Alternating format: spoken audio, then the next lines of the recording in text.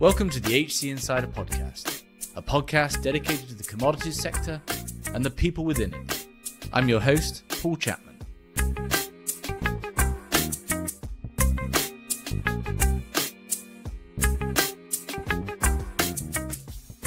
Today we're talking peak oil, geopolitics, and a very uncertain world.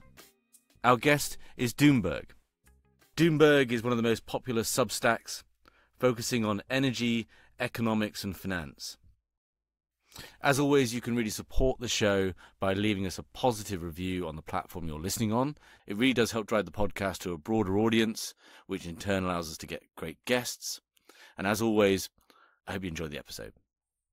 Doomberg, welcome back to the show. Paul, great to be back with you. It's been too long. It has.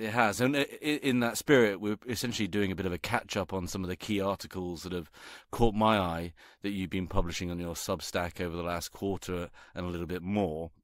The first one that I really wanted to tackle was you've written a lot, put a lot of thought into this peak oil, right? And essentially, all of us have been stalked the last 20 years by theories around peak oil.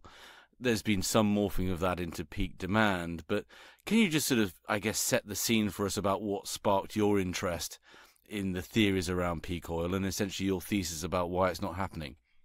You bet. So we should begin by making the distinction between a short-term call on energy market balances and whether there will be sufficient, ample, cheap supply of hydrocarbons for decades to come. And of course, given the cyclical nature of commodities and the mismatch between their investment cycle and the business cycle and the extreme price elasticity of demand of such critical commodities, we often cycle between periods of excess and periods of glut. And we often say that the single most important question an analyst must ponder when looking at the economy, for example, is this economy suffering from a shortage of energy, or are they experiencing a useful glut? To that end, the concept of peak cheap oil has always been around, as you mentioned. It's as old as the discovery of oil itself. People have been worried about running out of it, and yet, by some miracle, the trajectory of the global production and therefore consumption of oil is an upward moving line with a sort of a sine wave feature to it that grows at about 2% per year. Forever. And we see nothing on the horizon that would change that. Now, that does not mean that if the industry doesn't invest enough or politics interferes hard enough, that we might go through a period of a year or 18 months where it sure feels like we're in peak cheap oil. But time and time again, history teaches us that the market incentives work and the industry will respond. Political obstacles will be wiped away. Technology will continue to evolve. And so too will our definition of oil. So in the piece you're referencing, which caused a bit of a stir, it must be said, much to our surprise, we made four main arguments, and I'll cover them briefly and then happy to go in any direction that sparks your interest.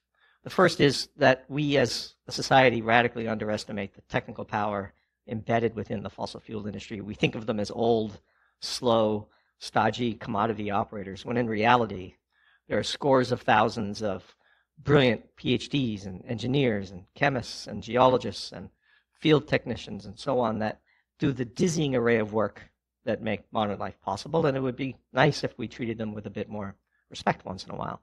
But the work they do and the deflationary impact on the cost of production is really profound, often underestimated, and certainly taken for granted. Second, the vast majority of the constraints that currently exists to the exploitation and development of a vast array of conventional and unconventional hydrocarbon resources are political, in the sense that the entire offshore Florida is off limits to drilling, just as one small example. We have extreme political opposition to fully exploiting the resources on offer in Alaska. Now, in different parts of the world, governments have a different stance, and we see that there's a high degree of correlation between a government's desire to produce hydrocarbons and the amount they end up doing. Our argument is if we entered a true crisis of supply and price shot up to $150 or $200 or, heaven forbid, even $300 a barrel, such political opposition would be quickly wiped away. The human endeavor shall not be denied, and certainly not denied by relatively weak politicians like the slate we have in charge of most Western countries today. They would be swept aside, and all manner of barriers to the production of hydrocarbons would be taken down. The third argument that we made is that the definition of oil is widening, and in fact, the arc of history shows that what we call oil is undergoing a subtle semantic shift. This, again, is a consequence of technology and the ability of the chemists and chemical engineers in our refining sector, which we have a broad definition of, to use whatever input is cheaply available and convert it into the final products that we like, and we could go down that rabbit hole. And then finally, if you measure the long-term price of oil, either in ounces of gold, which is our preferred way to correct for currency debasement, or, if you will, perhaps more conservatively, divide the price of oil by inflation indices, you see that we are in an extended period of time, since the 2008 financial crisis, basically, where the price of oil is in the bottom third of where it has been historically. If you look at the 50-year chart of oil adjusted for inflation, you see precious little market indications that were anywhere near a supply crisis. And so there's a lot of hype around this idea. There's some people who have perhaps a vested interest in maintaining this myth. But in our view, over the decades, there will be as much oil as we choose to exploit. Yeah, cogently argued. I guess sort of one question from me would be, obviously there has been a seismic shift in some of the incentives, though, and that's particularly tied to expectations around the energy transition. You've got various independent bodies and so forth talking about peak demand at some point in the 2030s, and a lot of these investments are multiple decades in order to pay off. How does that then factor in? Obviously the technology and the political will change if there is a real price shock, but this is a pretty slow moving ship in the ability to turn it around. So how does that factor into the I guess we're talking more temporal here, but that could have a profound effect on the end of this decade. Sure, which is why we began by carefully defining the time horizons to which we were addressing. Yeah. But I would characterize what you have just described as just one variant of political opposition. This fantasy that 5 to 6 billion people on the planet will be able to develop to even a modest lifestyle without the continued growth of fossil fuels is frankly intellectual nonsense. And beyond that, the demand for fossil fuels is infinite at a reasonable price. And so I don't spend much time worrying about demand, and this thought that somehow these investments will be obsolete is truly happy talk of know-nothings. There's no other way to say it. That there's a billion people in Asia who would kill to have a quarter of the lifestyle that fossil fuels have enabled for us in the West, and we're very privileged to enjoy that lifestyle. And frankly, it comes at us so easily that it becomes simple to take it for granted. Energy comes from a switch, and lights always come on when you flick it. That's not how the real world works. And so this green energy transition, look what happened at COP28. I mean, we have characterized COP28 as marking peak ESG. Just look around Europe today. Which country has been the leader in trying to execute the green energy transition? Well, that's Germany. What's going on in Germany today as we record this? Protests all over Berlin. The government's poll ratings are in the tank. If an election were held today, at least one of the members of the Traffic Light Coalition probably wouldn't score enough votes to even remain in parliament. And you see the rise of this far-right AfD party, which we think is a milestone for political upheaval in Western Europe in general, and Germany in particular. This is the perfectly expected and predicted, because we did, consequence of getting your energy policy wrong. These political leaders who steered Germany wrong will eventually be wiped out of power, either at the ballot box or, heaven forbid, through a violent revolution. And this is the way it always works. If you starve people of energy, you are literally robbing them of life. Energy is life. Your standard of living is defined by how much energy you personally get to harvest. All humans everywhere want a higher standard of living. Therefore, barriers to extracting that energy will be wiped away. And the ultimate luxury of the Western wealthy elite to sit around and ponder whether hydrocarbons are some sort of option. This is truly a temporary accident of history that would be the first thing to go at the first sign of a true crisis. It's in, talking of COP28, you sort of highlight there that there is this sort of shift globally back to sort of some sense of realism about at least the near-term future and the fact that the world does need this energy.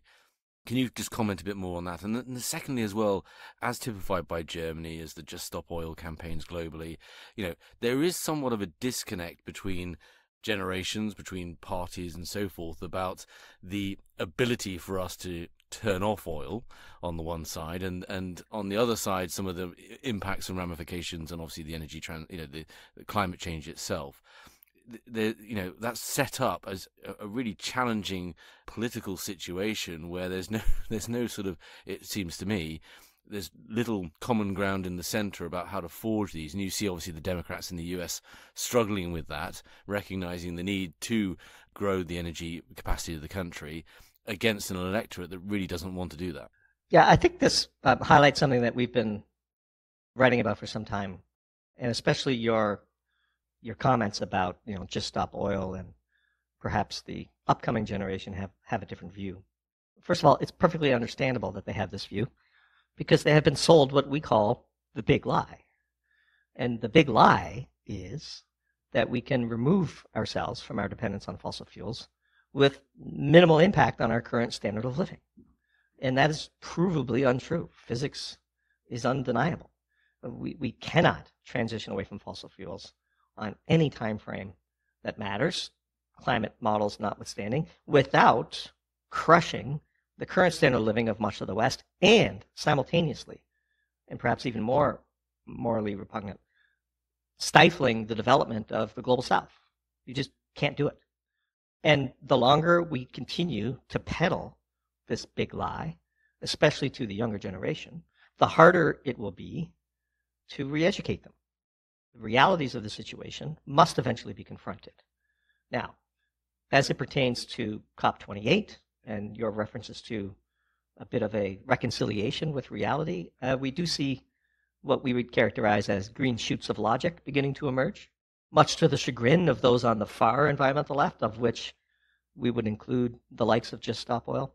But there was a grand bargain that came out of COP28 in our view, and it looks something like this. In the West, coal will be phased out and will be replaced by natural gas.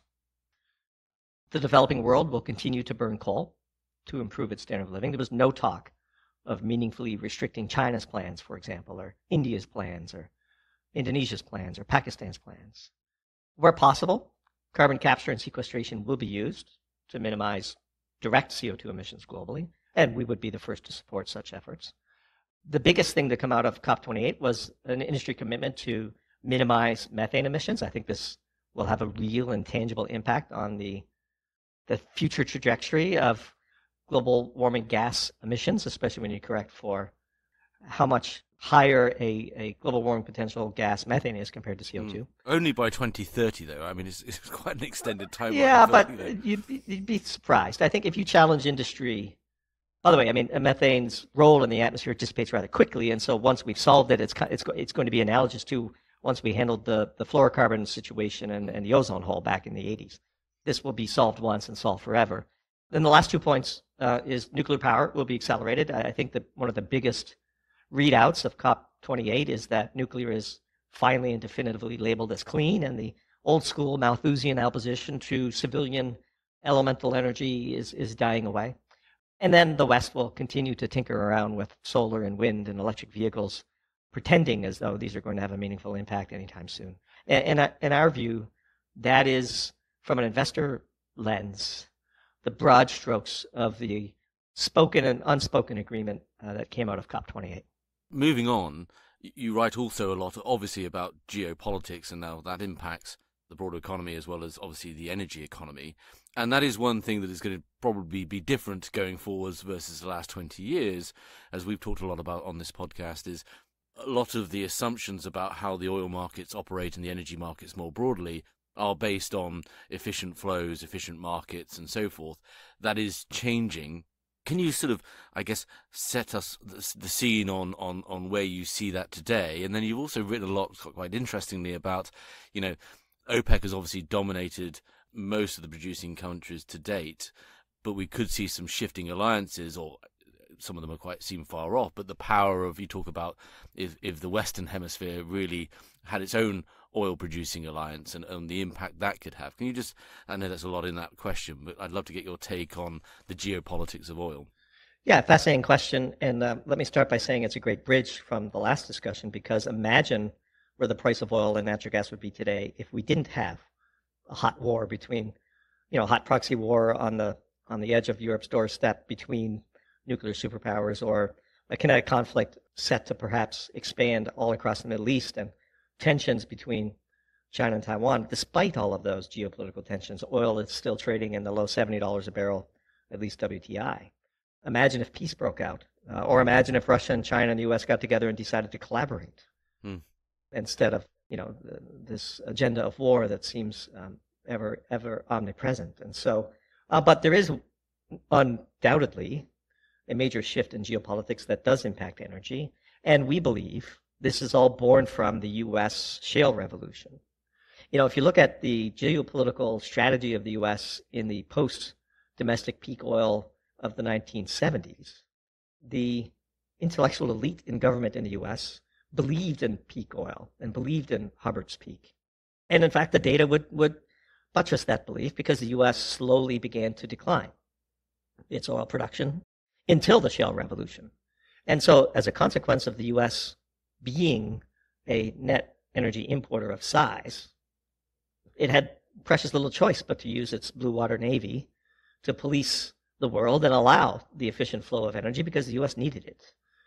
With the advent of shale, the U.S. is by far the largest energy producer in the world, number one natural gas producer by a wide margin, number one producer of oil and petroleum products by not an even wider margin, but a similar margin.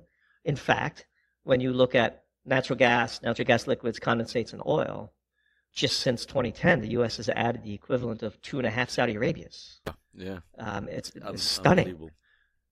And that radically shakes the underpinning need for the U.S. to police the world trade. And in fact, in the Middle East today, puzzling as it might sound, we're basically protecting the flow of energy from the Middle East to China. We have enough of our own stuff. And if we just made a few minor tweaks, like getting rid of the Jones Act in the U.S., or treating our neighbors in the Western Hemisphere with mutual respect and collaboration, we could very quickly, shake our hands of the whole thing and wish everybody the best of luck and let them figure it out for themselves. And I think that's what we're seeing. Peter Zeihan has been calling this for a long time, but I think it does tie back to the fact that, much to the surprise of American leaders, the U.S. has pivoted from a deep importer of energy to the world's predominant energy superpower once again. And where you sit in that relationship really matters, militarily, geopolitically, and economically. I guess within the political class, how far and how prevalent is that thinking emerged, right? I mean, it's whatever that would be, a 73-year policy shift or so from, obviously the meetings with the House of Saud back in 1945, and the subsequent dynamic and drive of all American foreign policy. Is that beyond just sort of, I guess, the elements of the Republican Party moving back towards isolationism? How prevalent is that recognition that there is no longer the need to police those energy flows? Yeah, I don't know how much of it is conscious versus subconscious, but there is undoubtedly, and we live in flyover country in the U.S., and so we see it with our own eyes and hear it with our own ears. There's a palpable fatigue with foreign adventures. I mean, let's just call it like it is. The recent track record of U.S. military conflict is not a glorious one, be it the collapse of our position in Afghanistan, the war in Vietnam. Lord knows what our objectives are against the Houthis and whether we'll be able to achieve them. It seems like we just, stumble about the world. There's a strong sector of the U.S. political system that is just always looking for a war. If you just listen to the Lindsey Grahams of the world, some of the things that come out of their mouths are really staggering and dangerous. And yet they have significant political influence. And so on the one hand, you have this trend towards energy independence, really energy superpower, which is, have we argued recently, one of the reasons why the U.S. has been able to avoid a recession, by the way, despite skyrocketing interest rates. But on the other hand, you have this old school American superpower, fire missiles at everybody crowd that still has an enormous amount of power in Washington, D.C. And we're seeing the sort of the last throes of this domestic conflict playing out in the disagreements about how we should go about executing our geopolitical strategy. I think this continued popularity of Trump needs to be recognized for what it is. It's a protest vote against the current uniparty system that runs huge deficits, borrows from tomorrow to splurge on today, is deeply corrupt, and has gotten us into a series of just undeniably tragic wars. Look at Libya. Look, what are we doing in Syria? Have we declared war on Syria? Why does the U.S. have bases in Syria? Did the Syrian government invite us there? I don't remember my congressperson casting a vote to go to war with Syria, and yet Iranian missile strikes on U.S. bases in Syria are being sold in the U.S. news as a reason for us to go to war with Iran. It's really amazing when you take a step back and look at it. But the long-term trend that we started this sort of part of the discussion with, we believe, is the U.S. is pulling away. They're not gone yet, but as the rest of the world begins to realize that maybe this 80-year era is beginning to end, you're going to see a sort of a balkanization of global trade, which is necessarily inflationary, but that's the coming reality. The HC Insider podcast is brought to you by HC Group, a retained search, intelligence and advisory firm focused solely on the global energy and commodity sector. With 6 locations across Asia, Europe and the Americas and over 50 consultants. To find out more, go to our website, hcgroup.global. There, you can also sign up for our HC Insider content for more interviews and white papers on relevant trends and talent impacts in the commodities world.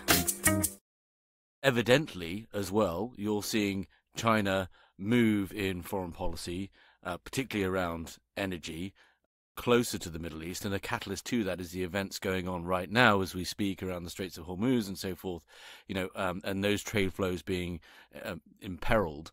Can you just give us the flip side of the coin and what you see going on in the Middle East at the moment as it relates to those energy flows going eastwards?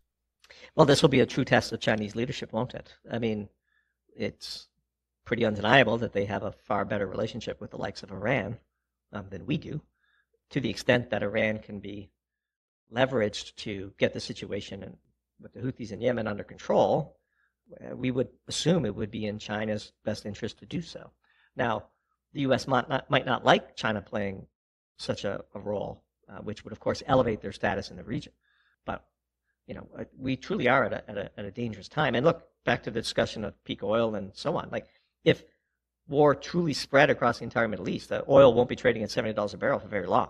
We're the first to say that we're always one major geopolitical crisis away from huge spikes in inelastic commodities. And that is the danger. That is the risk to the economy. And, with the U.S. presidential election coming up, man, it's hard to see how provoking a catastrophe is in anybody's interest, let alone the Biden administration's. Jamie Dimon was talking at Davos yesterday and was talking similarly, right? There are huge challenges and obstacles ahead. And, the Democrats, at their own peril, ignore some of the core, the reasons why people are voting for Trump and a lot of this huge uncertainty that's out there.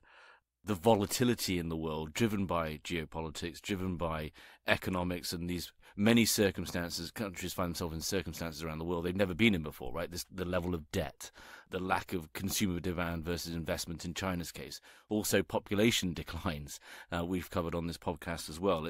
We are in unprecedented territory. You have what is a powder keg in the Middle East right now. This could quickly develop into a more regional conflict.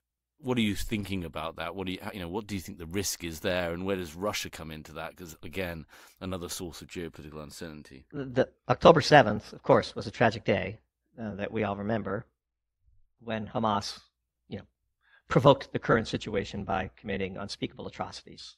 That very day, Lindsey Graham was on Fox News demanding that we carpet bomb Iranian refineries. This is, maybe this isn't getting much play overseas, but I remember being taken aback by the sheer nuttiness of that proposal. One of the reasons why you don't provoke wars is because you might lose them once in a while. We're in a very dangerous situation. The conflict in Ukraine is not going well for NATO. I think even the hardline supporters of Ukraine and our efforts to support them would acknowledge that support for continued and unlimited funding for this endeavor is waning. Putin is nothing if not a shrewd operator and looks set to press his advantage. Russian and Iranian missile capabilities are perhaps a little stronger than the Lindsey Grahams of the world believe. What happens if, after a series of tit-for-tat exchanges, a carrier is sunk? Heaven forbid. What happens then, Paul? Right? This could very quickly escalate into something very, very dangerous. And I think proper diplomats would be mindful to choose their words a little carefully and to seek opportunities to de-escalate, if for no other reason than their own political skin. Because I don't think, you talked about the powder keg in the Middle East. The U.S. political situation is a powder keg. I mean, just stepping backwards, and we have no partisan axe to grind either way. We pride ourselves on being ideologues, not partisans. But you have the clear front runner of one of the two major parties being indicted by the Justice Department of his political rival. It's just unthinkable to have been able to say such a sentence 5 years ago. And it's like becoming normalized. Whatever you think of Trump and whatever you think of January 6th, that statement in isolation is a remarkable thing to say. And where that goes from here is the slippery slopes. And so if you have both a powder keg in the Middle East and then a domestic one in one of the main, domestic powder keg in the main sort of Western military force in the region, things could get ugly very quickly. Yes, and we're in unprecedented political times with post-populism, or populism post-truth and polarization, as the Revenge of Power book, which I recommend, talks about, and then also technologically as well, right? I mean, one of the things you mentioned there about sinking a carrier, we're in a new paradigm of war, and war is a catalyst to change, and what we've seen in going on in Ukraine, obviously, is the use of very low-cost drones to do incredible damage. And so some of these things that were probably unthinkable 20 years ago are now well within the realm of possibility to do substantial damage to U.S. assets. And it is a very, the volatility just continues. I guess in our final part, staying with China, you talk rather eloquently in one of your posts about geopolitical warfare. And this concept that essentially China, at the debasement of its environment, we talked about this a fair amount, has obviously captured much of the technology, the supply chains of the technology that will fuel the energy transition. And at the moment, the West is poised for a slew of incredibly cheap EVs coming on shore, and cutting the price of the lowest cost from I think the lowest cost car at the moment in the United States is $48,000, and even with proposed tariffs, these EVs will be hitting US shores, European shores in the 20,000 range. So can you just give us, and at the same time we're seeing these graphite controls going on, a key element in battery technology. Can you just talk to us a little about some of your thought pieces around that, this idea that at the debasement of its environment, China has really captured this market, and that's not going to go away anytime soon? Yeah, geopolitical warfare, as you mentioned, was the catchy name we gave our first of a couple of pieces that riff on this topic. But when you think about the world of heavy manufacturing, cost is king. And most commodities are made to standard specifications, and basically producers are price takers, right? Forced to accept whatever the going market rate is for the goods. And so the only handle that an industry can directly manipulate to make profit is cost. Now, in theory, cost differences among producers should be driven by technology and innovation.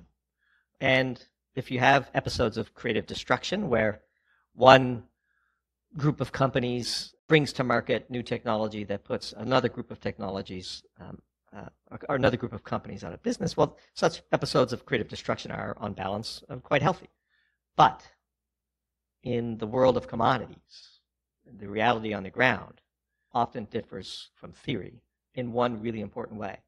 The number one cost is the cost of abating the environmental damage you do as you perform the extraction of the valuable goods that you then refine and smelt and purify and send on their way downstream into the economy.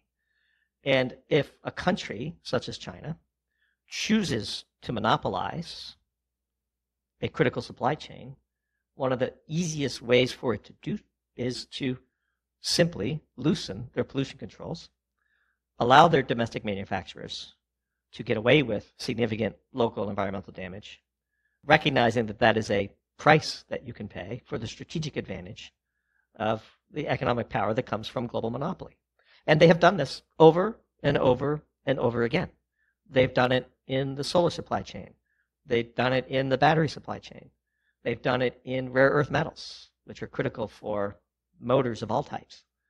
As we like to say, because we have direct personal experience with our time in industry, when your competitor's idea of a water treatment plant is a pipeline to the river, it is impossible to compete with that company on price. And yet, the same Western companies who set up glossy booths at COP meetings and love to brag about their sustainability efforts are the first to demand that Western manufacturers of critical commodities meet the market price that China is offering them, knowing that they've stolen the technology, they've degraded their environment, and they operate in a way that would be wholly unacceptable in the West. And so either we have to support our domestic manufacturers in critical supply chains, or we have to accept the fact that China is going to control the outcome in ways that we might not like. It is amazing to see it happen over and over again. And you mentioned graphite. They have a controlling interest in graphite. I mean, if you just look at the world graphite producers, they either directly or indirectly control up to 80% of the market. So if we want to hit them with chip bans for their high-end supercomputing technologies, they can just turn around and cut our knees out at the bottom with all manner of critical things. Graphite, aluminum, magnesium, rare earths, polysilicon ignits, polysilicon wafers. They own 90%, 95 to 100% of the entire front four steps of the solar supply chain, which, by the way, leverages significant forced labor in key parts of their production. And yet, we continue to mandate that communities buy these things, which only serves China's interest. And so we wanted to highlight that local environmental controls are positive, but they're elective. And we should be offsetting those costs because the market cannot properly discount national security risks. And this is part of a broader China story, but a world story. And Michael Pettis, who's at the University of Peking, talks a lot about this as well. Is you've got obviously China is for the moment solving the disappointing growth in their eyes through continued just structural investment rather than consumer demand. And we obviously have the Belt and Road over the last 10 years, which is part of securing that global supply chain for many of these critical metals. And, there is a story there about how a lot of the infrastructure that was built is now turning out to be subpar and crumbling, and these countries now essentially in debt traps. But all this leading up to Michael Pettis talking about the fact that when you start to have this creep back from global standards in trade, deglobalization, you just get the rise of protectionism, and that could be the characterization of the next decade. Is that something you're seeing, and that would have a profound effect on the commodities markets and indeed the end price? I mean, we look at what happened in Ukraine. Europe's energy crisis was solved very efficiently and very effectively, in part by some good luck around warm winters, but more specifically about how quickly the markets mobilized to deploy LNG there and other sources of energy, in a world where we are seeing protectionism forced upon countries as a result of just these dynamics you're talking about, that could have a profound effect. Let me give you a yes and, because I think there's another dimension at play with China's objectives. The more they control critical choke points in important supply chains, the less likely it is that the U.S. can embark on a direct kinetic conflict with China. Much of the U.S. military supply chains, at some point or another, depend on a critical input from China. They've done this on purpose. I think they've outplayed us. Take rare earth metals. China doesn't mine all the rare earth metals in the world. But one of the dirtiest steps in the production of pure rare earth metals is the concentration step. And China does all of that in the world. So you could cite a mine, a rare earth mine in the United States, that, the stuff that comes out of that mine is not yet finished, and it needs to go on a boat to China to get finished. They have 100% control over the dirtiest part of the supply chain, which is, back to geopolitical warfare, their objective strategy. Now, if we need a half a dozen or a dozen of these critical materials for our economy to continue to operate, that's pretty good leverage at the bargaining table, a pretty good deterrent, one might say, to the neocons of Washington, D.C. and their longstanding objective to, get the U.S. entangled in as many wars as possible. And I think, to their credit, the Chinese have been prudent in this regard. They have made a calculated decision that degrading their environment is beneficial both from an economic and a geopolitical national defense perspective. And in a world where protectionist policies, like your question was alluding to, where such a world spontaneously evolves, China's in pretty good shape. This is why, of course, they bought Syngenta, because they have a fear of their population not having enough food, and they wanted to get all of the genetically modified seed technologies for domestic use. They've been very strategic at a national level in a way that I think many in the West, driven by the quarterly pressures of Wall Street and earnings expectations of publicly traded companies. There are benefits to that system, but there are also drawbacks, and one of the big drawbacks is ceding power to our geopolitical enemies.